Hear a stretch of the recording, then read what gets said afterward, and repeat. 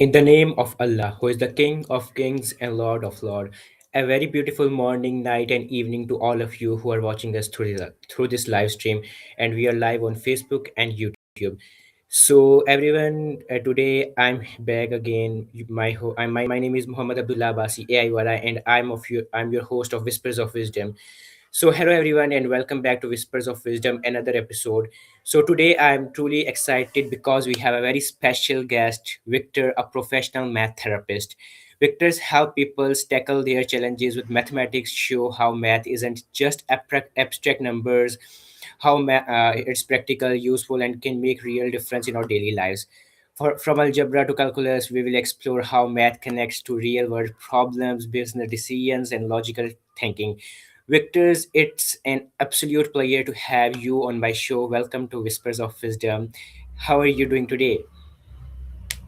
I'm doing fine. I'm doing good. Thank you very much, sir. Nice having you, sir. So, Victor, thank you so very much for giving your precious time to my podcast. I'm truly honored to have you. Thank you.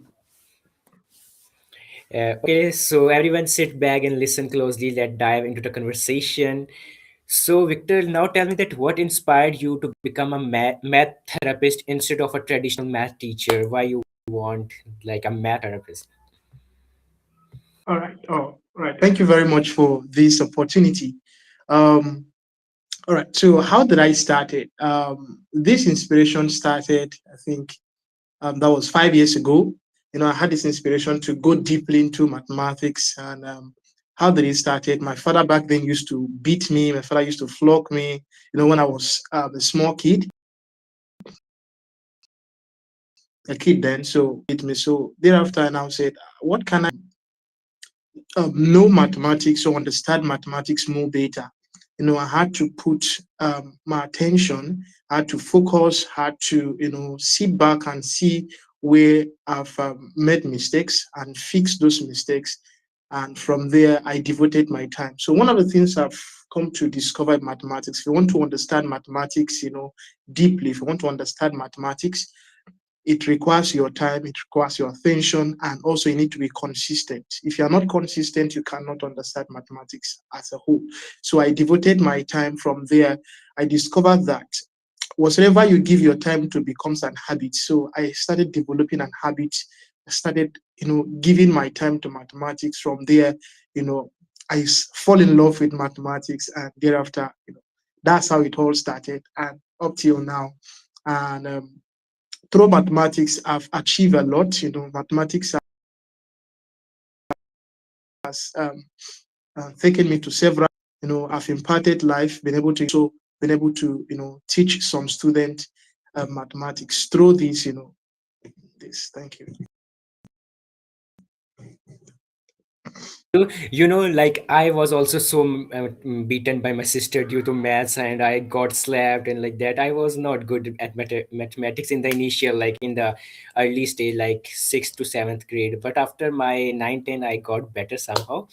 So now tell me that how you handle a student like who says, I'm just not a math person. Like someone have no taste about maths, but we have to study math in our subject, in our course. So how you handle that student to cope up with maths? Okay, how I handle them to cope up with math, right?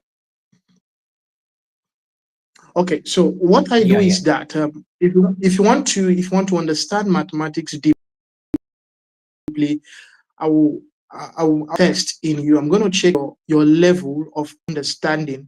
So if you're a type that it takes you time to understand something, I will know how to teach you. Or if you're a type that anytime they teach you something, you first like you capture it very fast.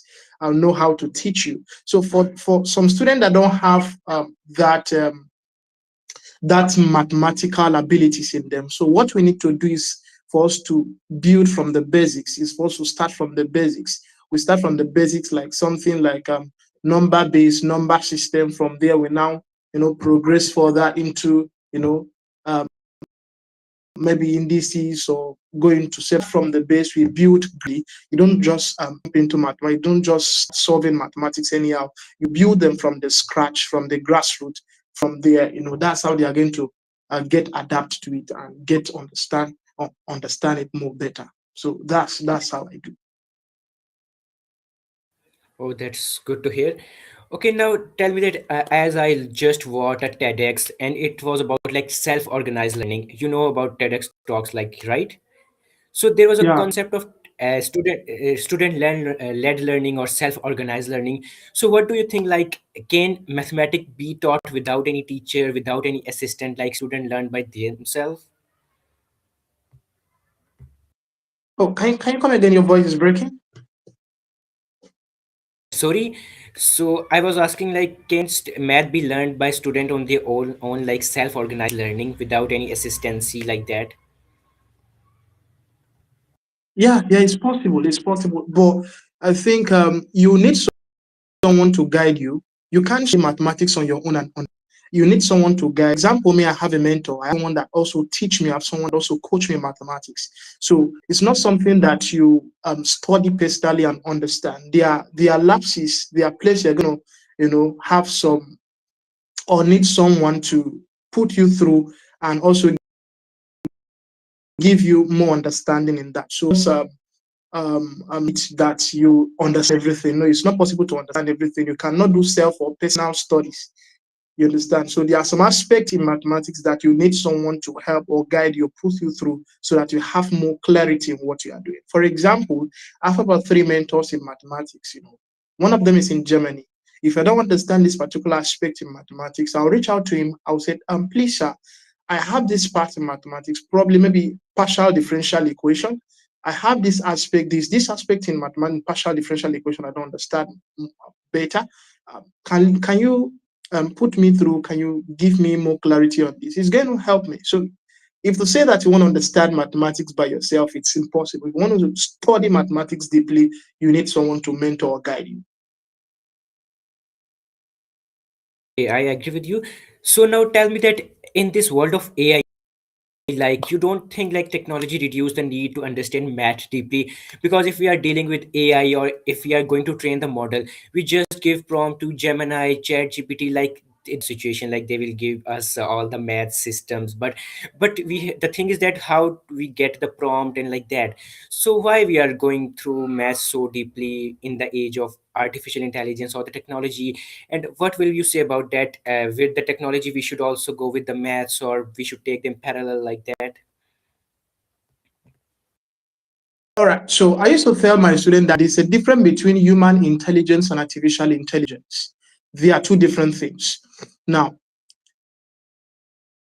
artificial intelligence don't really have this high quotient to can give you. Now, what you learn from someone is different from what you learn from a system or what you learn from a software. Now, computer will not really give you a clear vision of what you are learning, but that human intelligence is going to make sure that he breaks down what he's teaching you or what she's teaching you, understanding. Whereas AI is based on prompt. You need to prompt, you need to send an information to AI before it gives you what or the answer you need. And some of the answers from AI, they are not 100% correct. They are not 100% correct. Some of them are not 100% correct. So you need to, if you don't have that mathematical abilities to detect some of the errors there in AI, you think that everything there in AI is very correct. But let me just tell you that not everything in AI, I don't want to mention some of the AI application. Not everything in AI is absolutely correct. Some of them requires that human ability for them to put you through the more understanding, from that. Yeah, you're right. So Like that. if we ask any question out of the bank of ChatGPT or like Gemini, it will give us garbage value. Yeah, every time a mentor, a human intelligence is needed for that. So yeah, like AI just work with the algorithms we have given to it. It cannot make logics by its Yeah. own. Just make logics on the data we have given to it. Yeah, so there's a difference between human intelligence and artificial intelligence. So Yeah. moving on to Yeah.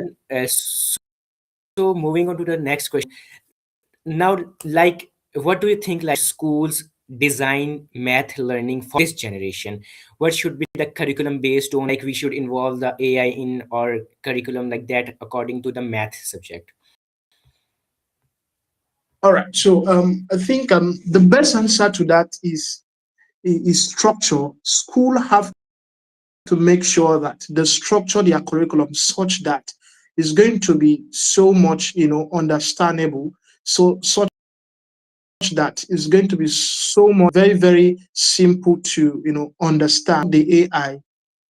I will not really prefer using AI to teach the student, but I'm going to prefer that they introduce AI as a base, not as a platform to teach the student. What I mean by that is that if you want to show them, you need to show them the basics and also show them the difference between that and AI, so that they will not depend or they will not have or depend on AI such that all they want to do, if they want to solve a question, they will just visit AI at any time. They don't have to think. They don't have that time to sit down and think by themselves. So many students, so many teachers, they are thinking based on AI. They don't have that time to sit down to think, to crack their brain to see if they can get that answer. That's why so many of them don't believe in themselves anymore. So I think that AI should be as a base, not as a platform to school. They should just introduce it as something that will solve problem, not something that will replace human being. So that's what I think. With you now, tell me that how is math used in AI in machine learning today? If you have any idea about like how math is linked with learning or machine learning, please give your remarks on that. All right, to machine learning, because currently I'm studying machine learning and cybersecurity. I'm still studying machine learning and cybersecurity. If you want to study machine learning, it requires practical abilities. You need to understand some machine languages, some of the program languages, so that you need to solve some questions like the calculus. Calculus is related to machine, problems. You need to understand some of the problems in metrics, some vectors and other part of mathematics. You need to understand in machine learning, you need that mathematical idea to solve some of the problem. I have that level, high level IQ to solve some of the problem. So that's why you need to. That's the relationship between machine learning and mathematics. So if you want to go deeply into machine learning without having mathematical knowledge of what you want to go into, it will be very, very impossible for you to have solution or give solution to a problem. That's it. So that's it. Yeah. Okay, that's wonderful.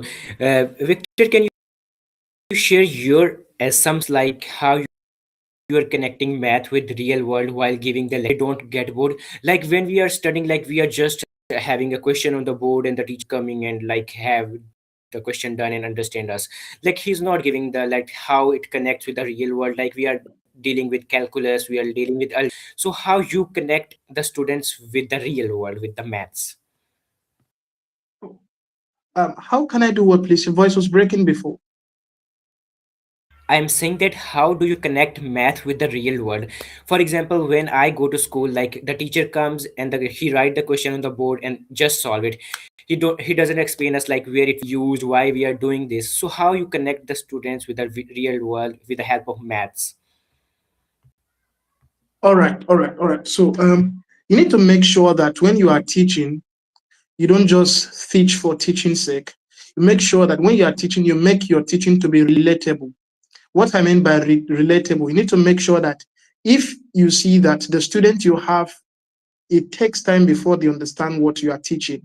You need to make sure you relate what you are teaching, maybe with an object, or maybe with a plant, or maybe with something else. Make it very, very relatable to your student to understand. So, for example, you ask a student 2 plus 2,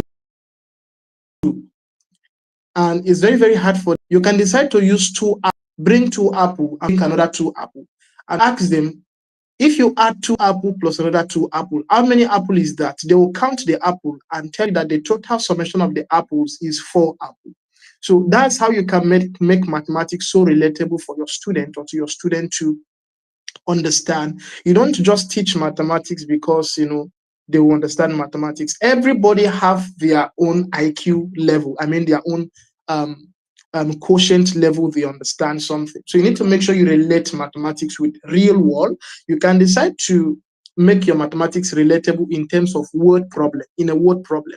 You can decide to say that Yakubu traveled to Yakubu traveled to, let's mention the part of this country, Turkey, at 6 kilometers, you know, at that 6 kilometer for 30 minutes. How long will it take him? So you are relating that mathematics now with real life problem, and make it very, very relatable to your student to understand. Not just a mere word, not just solving y and x on the board, but relate it with things around you, maybe an object, a plant, or something like that. Oh, okay, okay. So, I was seeing your post like in which you tell us about 3 days training. So you mentioned that what most tutors are doing wrong and why the result doesn't come. So can you elaborate like what tutors are doing wrong in somehow explaining the mathematics or dealing with that? Okay, what tutors are doing what? What tutors are doing wrong? Yeah, Okay, okay, okay. Is it on the online space or in their classroom? in any type, Are you there? like whether they're All right, all right. physical or online.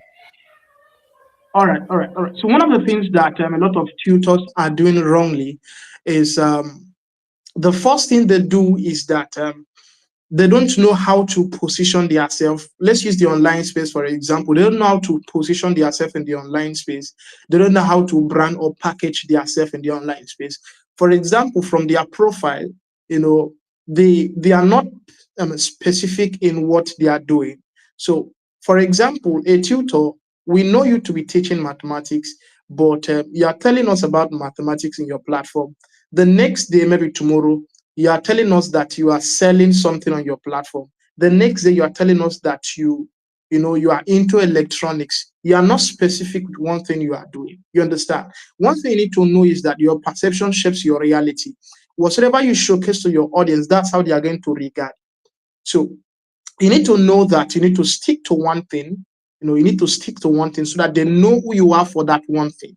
Do you understand? You need to make sure you stick to one thing. They know you are for one thing. So if they mention your name now, Abdullah, they know that Abdullah is, is a student, maybe any of these students, studying AI automation or studying or always teaching YouTube automation. Please, are you there, sir?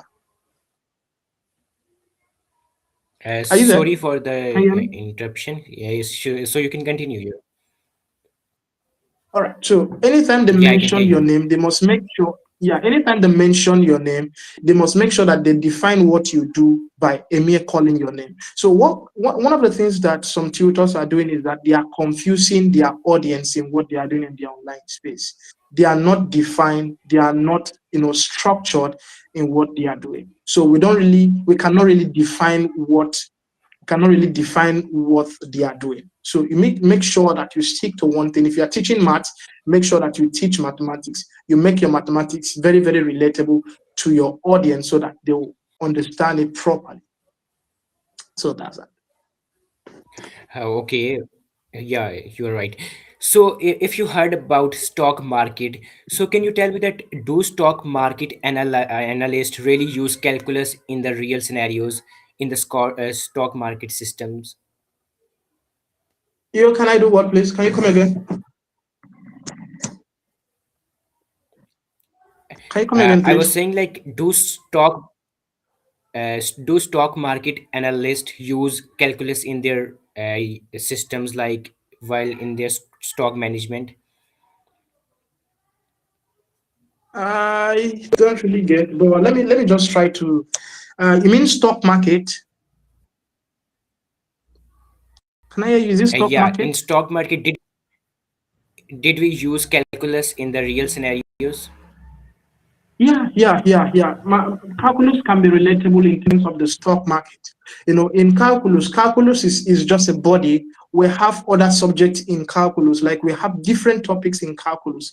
In calculus, we have differentiation. In calculus, we have integration. Those are the two fundamental topics in calculus. So you need to know that in differentiation, under differentiation, we have other subjects in differentiation. We have the rules there, and also in integration, we have also the rules. So we can relate the two things together in terms of what problem or in terms of a question. We can relate the two things together, you know, in calculus. Those are very, very simple. And, you know, if we are given a problem, you can be able to, you know, give a clear answer to that. Okay, you are right. So, can you tell me like what is integration basically? Like, what is the purpose of integration? Like when I was studying physics, like we were distributing path into patches, then we integrate it like that. So, what is that integration basically means to you? All right. So in mathematics, when we're talking about integration, integration is the reverse of differentiation. So when we're talking about integration, integration is simply bringing something in to replace something. Do you understand? Bringing something in to replace something. In terms of electrical wiring, in terms of marketing, in terms of business. If you're talking about integration, it should be able to integrate goods. You should be able to integrate items. You should be able to integrate a product into what you are doing with the help of integration. And in this integration in mathematics, is very, very relatable to business, very, very relatable to commerce, very, very relatable to the engineering sector. In fact, integration is relatable to every field of study in life. So there's nothing you can do without bringing that topic integration into anything. In fact, mathematics as a whole is very, very relatable to every sphere of life. Even though you are studying an art course, maybe something like mass communication, you are studying commercial course, mathematics is very, very relatable because you need that mathematical abilities for you to dissect or give an answer to a problem. So if you are running away from mathematics because mathematics is difficult, you know, that will not help you because any place you go to, you will still encounter mathematics. Okay, for example, you say you're running from mathematics. You will buy something from someone and you need to do transaction, give the person your change, and the person will give you your change in return. So there's no way you can run from mathematics because everything in life is transactional, and you need to have that mathematical abilities for you to, transact with the person. Okay, so wow, what a wonderful. So now tell me that so you are also a cybersecurity analyst. So can you tell me the ethical use of the AI? What is the ethical use of the AI? Okay, first of all, before you induce AI into technology, you should be able to have the basic knowledge of what technology is. Before you induce AI fully into what you are doing, you should be able to make sure that you have pre-knowledge of what you are going into. You don't really depend on AI. You have your own, abilities in you, which you can provide solution outside artificial intelligence. So the role of AI in cybersecurity is just for a guide, not replacement, as I said before. If you make AI replace you, that simply means you are not potential enough in what you are doing. That simply means you are not competent enough in what you are doing. So the way we synchronize AI, artificial intelligence, with cybersecurity, you need to make sure that you intertwine the two together while you are the middle person. I mean, intertwining the two together while you are the middle person in between, such that you have your own human intelligence and also at the artificial intelligence, you provide solutions to people problem, not just depending on the AI. You understand? So, and also when we are talking about cybersecurity has to do, with the protection of digital gadgets like website, has to do with the protection of your phone, has to do with protection maybe of, maybe let's say bank, bank website, and other things like that. So that's it. And you need artificial intelligence to add up to get the result you want, but not just depending on it.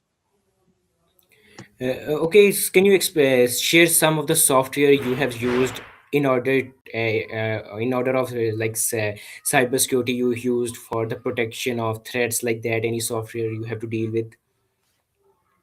All right, all right, all right. So we have this one of these platform I discovered yesterday, and I shared it on my platform. The platform name is Try Hack Me. If you want to start, if you want to go into cybersecurity, as basics, as someone that want to start or go into cybersecurity, there's a platform they call TryHackMe, TryHackme. Join the words together, search it on Google or your web browser, you're going to see it. So that's one of the platform you can use to learn cybersecurity. Then another platform you can use to learn cybersecurity is VirtualBox. You can also use Box to learn cyber security. Those are the two platforms I'm going to list for now. There are other platforms there, but as a beginner, you can be able to use these two platforms here to learn cyber security. For example, they try hack me where you'll be given some simple task to perform. You'll be given some work to perform. You can try to hack a simple site. You can try to carry out some simple tasks on the platform based on your capabilities. Okay. Cool. So Victor, tell me that have you heard the concept of data mining? Data mining, yeah. I plan of going into something like that, but I don't want to go into different thing. I want to build authority in one thing so that people will just know me for one thing. So if you check my platform, you see that I'm doing three things. You see I'm a cybersecurity, I'm a mathematician, I'm also a social media strategist or social media manager, of which I manage people platform and I give visibility to people platform to through my skills and abilities.